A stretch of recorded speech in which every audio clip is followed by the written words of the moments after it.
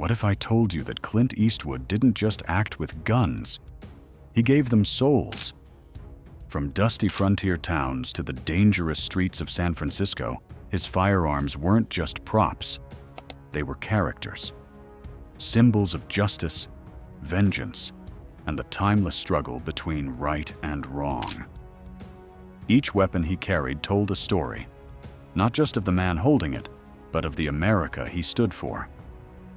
So today, we're breaking down the 10 most iconic guns that made Clint Eastwood a legend, the weapons that turned him from a quiet cowboy into an immortal symbol of grit, justice, and fearlessness.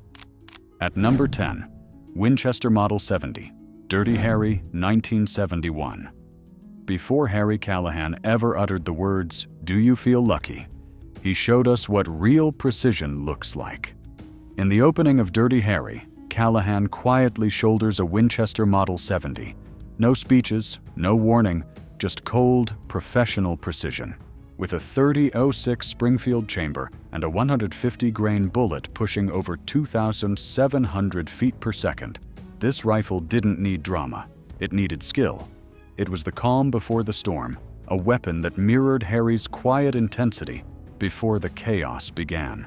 For Eastwood, the Model 70 wasn't about flash. It was about control. It symbolized a man who knew his craft, who handled justice not with rage, but with focus. It's the gun that whispered before the .44. Magnum roared. At number 9, Winchester Model 1892, High Plains Drifter, 1973. Then came the mysterious stranger in High Plains Drifter, Eastwood riding into a town soaked in sin, armed with the legendary Winchester 1892. This rifle wasn't just a weapon, it was an extension of his soul. Chambered in .44-40 Winchester, capable of sending a 200-grain bullet at nearly 1,200 feet per second, this lever-action rifle was built for speed and reliability.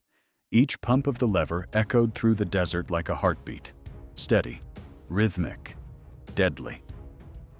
In Eastwood's hands, the 1892 became more than steel and wood. It became a language, a code. Every time that lever clicked, someone's fate was sealed. The rifle's presence in his films was a reminder that on the frontier, justice wasn't debated. It was delivered.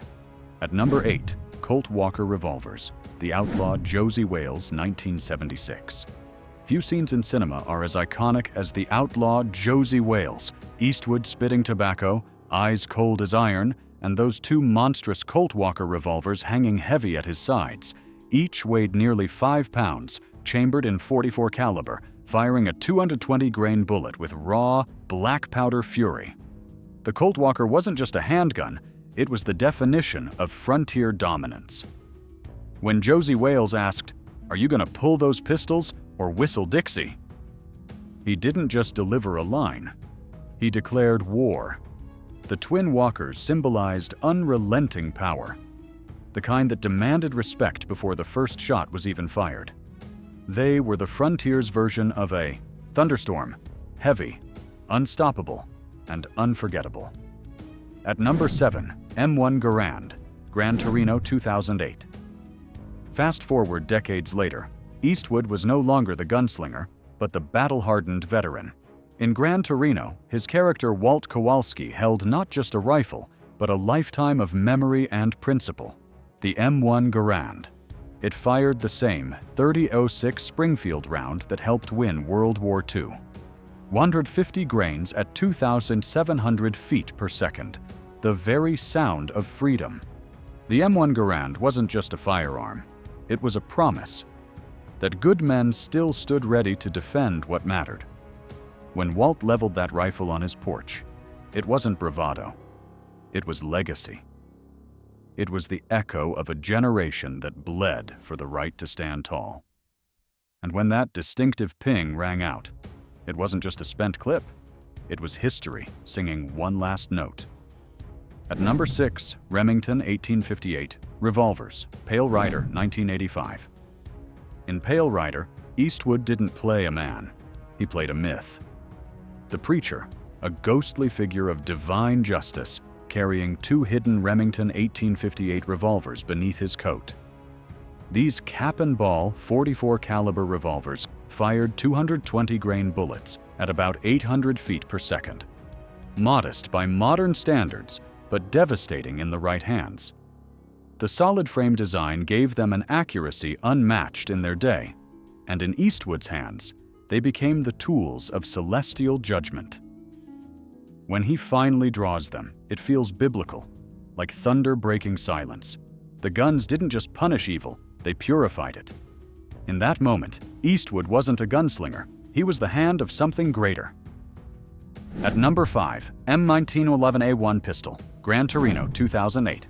The M1911A1 is the embodiment of the American fighting spirit, and in Gran Torino, it became the bridge between Eastwood's past and his redemption. This .45 ACP sidearm fired a 230-grain bullet at 830 feet per second. Slow, heavy, unstoppable. A gun built for soldiers who didn't flinch. Walt Kowalski's 1911 wasn't about violence, it was about control. It represented discipline, responsibility, and the silent burden carried by men who've seen too much. And when Walt faced death unarmed in the film's final scene, the absence of that pistol spoke louder than 1,000 gunshots. It wasn't weakness. It was strength. The 1911 didn't just symbolize power, it symbolized restraint. At number 4, Winchester Model 1873, 2 Mules for Sister Sarah, 1970. They called it the gun that won the West. And in Eastwood's hands, it became the gun that defined cinematic justice. The Winchester Model 1873 fired the same .44-40 cartridge as the revolvers of its day. Fast, versatile, reliable. With its tubular magazine holding up to 15 rounds, it gave cowboys and outlaws alike a decisive edge. When Eastwood worked the lever, it wasn't just about reloading. It was a rhythm, a ritual. Each motion told you he was in control. The 1873 was America in its rawest form. Ambition, danger, and determination wrapped in walnut and steel. And through Eastwood, it became something even greater, a symbol of the enduring spirit that refused to bow to chaos. At number 3, Colt Single Action Army, The Man with No Name Trilogy, 1964-1966. This is the gun that made Clint Eastwood a legend. The Colt Single Action Army, also known as the Peacemaker, defined his nameless anti-hero across a fistful of dollars, for a few dollars more, and the good, the bad, and the ugly. Chambered in .45 Colt, it fired a 255-grain bullet with deliberate, deadly precision. Every shot required intention. Thumb the hammer, aim, breathe, decide. Eastwood's revolver wasn't for panic. It was for purpose. Every man who drew it had to own the choice that came next. In those slow, tense showdowns, when his hand hovered near the holster, it wasn't about speed. It was about who meant it. And Eastwood always meant it. The Colt Single Action Army became the moral compass of the Western, where justice wasn't about law, but about conviction. At number 2, Smith & Wesson Model 29, .44 Magnum, Dirty Harry, 1971. Few lines in cinema hit as hard as this one. You've got to ask yourself one question. Do I feel lucky? Well, do you, punk? That line didn't just make Eastwood famous, it made the Smith & Wesson Model 29 immortal. This .44 Magnum revolver fired a 240-grain bullet at 1,350 feet per second, brutal, loud, and unapologetic. The N-frame design and 6.5-inch barrel gave it precision to match its power. In Harry Callahan's hands, it wasn't just a gun. It was a test of will, courage, and moral clarity. The Model 29 became more than a prop. It was a declaration that sometimes justice needed a weapon big enough to make evil hesitate. The result? An entire era of American cinema shifted. Eastwood didn't just act the part, he defined it.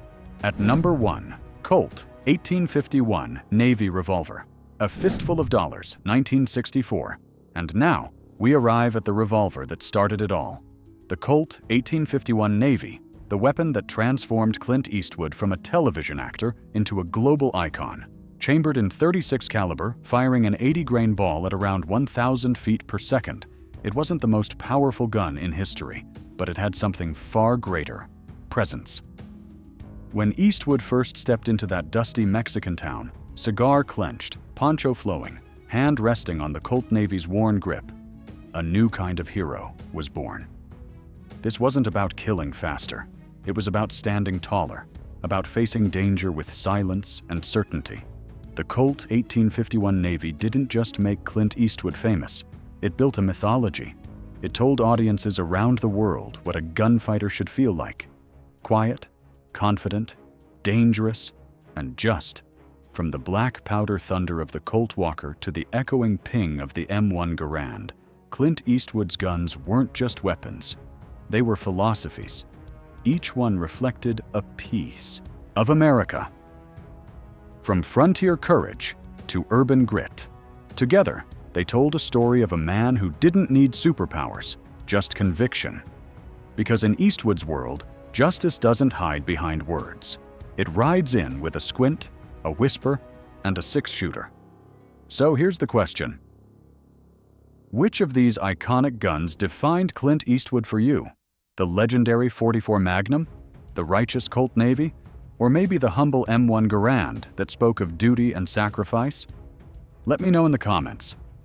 And before you go, hit subscribe to Bulletbound, because next week we're breaking down another cinematic icon who changed how the world sees guns forever.